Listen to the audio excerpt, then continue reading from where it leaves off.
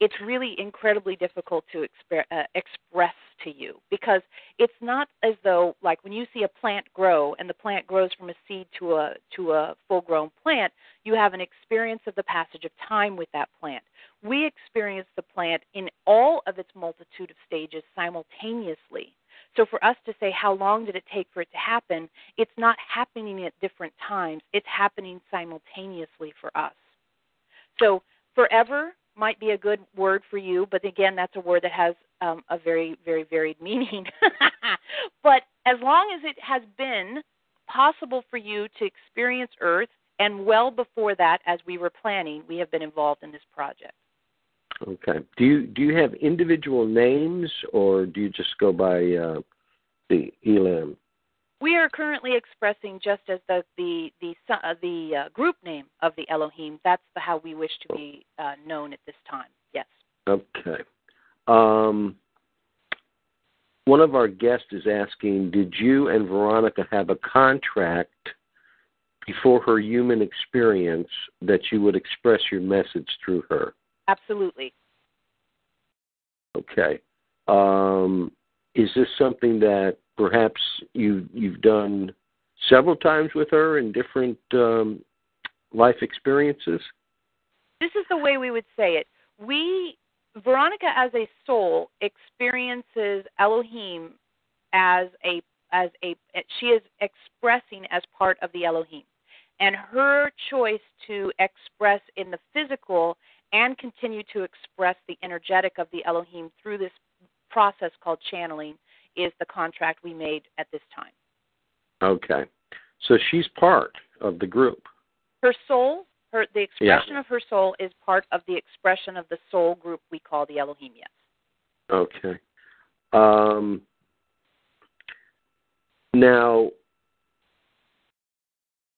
what you created this universe for us to have that is correct. opportunity. Before you go further, we did not create the universe. We created the solar system. We were only given just a little corner of the universe to work in. So we don't take credit for anything beyond what we actually were participating in. Okay, the solar system, as in the planets that we know in our Milky Way.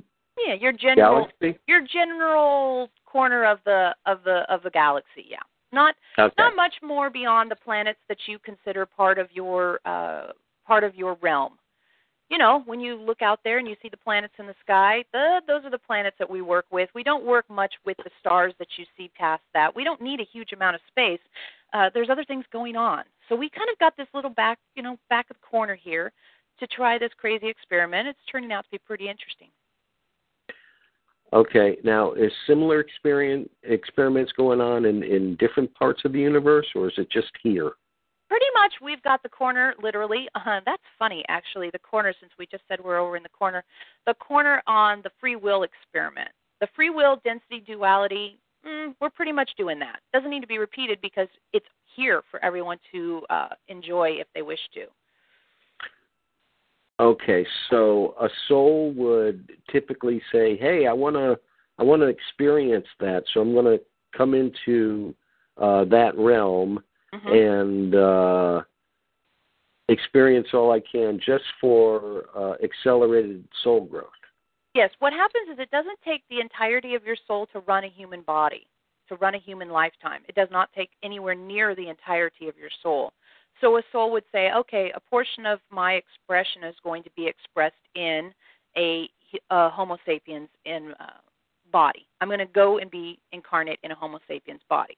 And, you guys multitask. Souls can multitask much more vastly than you can. So part of you is expressing as Tom, and the rest of your soul is off doing other things. And that part of you that's expressing as Tom probably has expressed in the Homo sapiens and maybe even other forms of the Homo tree over the course of wanting to get to know what it's like to experience what is offered here on Earth. See, souls are very interested in challenges. They're very interested in things that create growth. They're very interested in something new to do. So the idea of coming and experiencing a very dense state. See, souls don't exist in a body form. So the idea that you experience a body that has aches and pains and joys and loves and cries and weeps and has orgasms and all the crazy things that go on in a human form are very, very, very different than how a soul experiences itself when it's just having the experience of being a soul. So the idea was, let's create sort of the most unusual environment a soul could be in. It's a little bit like when you guys say, let's go to the moon. Well, you have to have things between you and walking on the moon, like a spaceship and bottled air and strange ways to use the bathroom and space suits and all kinds of stuff that you need in order to experience the moon. But you go do it anyway. Why? Because it's there and you want to. So as souls, you said, ooh, let's go do something really new. Something as foreign as going off to the moon for a human, let's do something like that.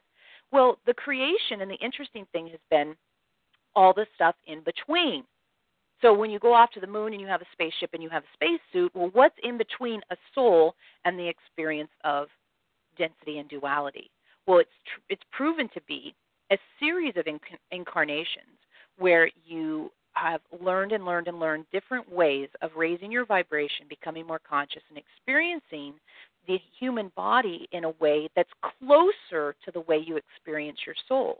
So now what we're poised here is the experience of evolving from Homo sapiens to Homo spiritus is what we like to call it, which would be living in the human form from the soul's perspective, meaning having access to your soul's insight, to your soul's wisdom, while still experiencing the magnificence of what it's like to be in human form, which of course is, sunshine and rain and mountains and trees and all kinds of neat stuff that the soul doesn't experience when it's the soul, but can through you as you evolve your ability to be in the human body in a new way. Right. How far along the path are we from Homo sapien to Homo spiritus? It's a very individual process. So we, meaning the entirety of the Homo sapiens population, not so far along.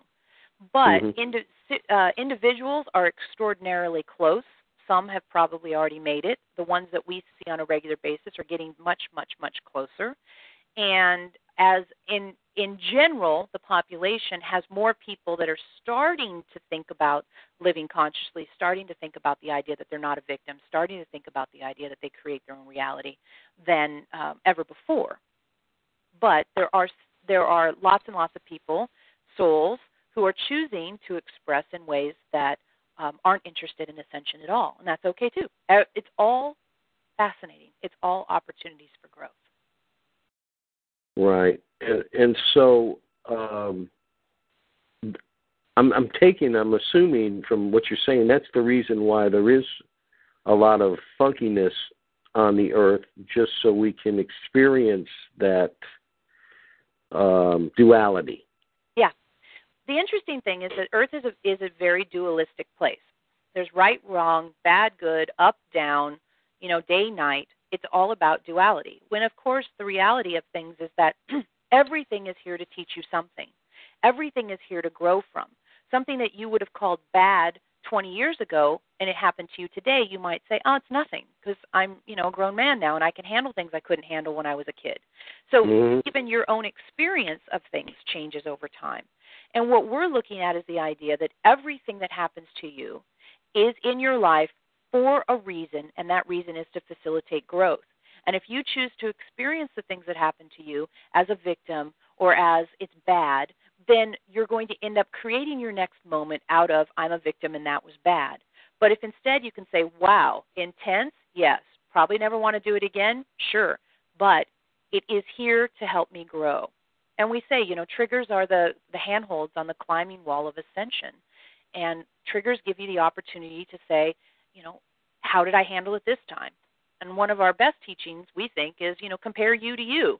Don't compare yourself to other people. Compare you to you. Last year, if this had happened to you, you would have handled it differently than this year. That means progress is occurring. In the spiritual journey, you don't get gold stars. You don't get a diploma. You don't get letters after your name. What you get is the opportunity to compare you to you and see, am I different? Am I changing? Is my life moving more into grace, ease, serenity? Am I leaving behind victimhood? Am I leaving behind jealousy? Am I leaving behind lack? Am I moving into something that is different than what I've had before? And that's how you've moved along the path of ascension. And ascension Right. doesn't mean that you all of a sudden those sky parts and you float up in like, some pictures of an angel or something.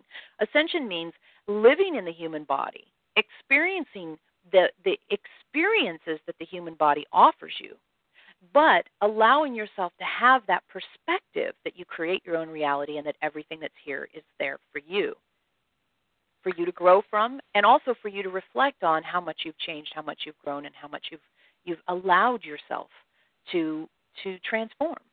Okay, so let's talk about that, creating your reality. I mean, certainly within the last, 4 or 5 years, that movie came out, The Secret, and there was a whole kind of wave of people that kind of embraced, at least initially, the concept that, hey, maybe I do create my reality, and a lot of people ran with it and are having much success with being conscious creators.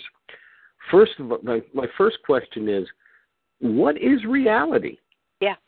Reality is your experience of the incarnation you're having.